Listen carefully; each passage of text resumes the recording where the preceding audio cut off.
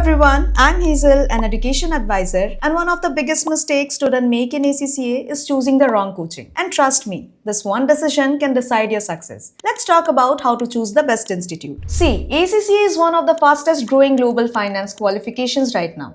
But is it really worth it? Let's break down everything you need to know about ACCA, from its scope and demand to salary and career opportunities. ACCA stands for Association of Chartered Certified Accountants. It's a UK-based global qualification recognized in over 180 countries, and it focuses on accounting, finance, taxation, auditing, and business strategy, basically preparing you for real-world finance rules. If we will talk about the demand, then the ACCA professionals are highly demanded by MNCs and top firms like the Big Four because businesses today operate globally and need professionals who understand international accounting standards. So, with ACCA, you are not limited to India. You can explore opportunities in the UK, Dubai, Europe, and many other countries. Now, let's focus on salary. See, in reality, freshers in India usually starts around 4 to 8 LPA. But with experience and the right exposure, especially in MNCs or abroad, it can grow to 10 to 20 LPA or even higher internationally. So, it's not instant success, but the long-term growth potential is strong. ACCA includes around 13 exams and the total cost is roughly 1 to 2 lakhs depending on exemptions and coaching. And no, it's not easy. It requires consistency, discipline, and the right strategy. Now a quick comparison. ACCA versus CA. CA is highly respected in India and is more focused on Indian taxation,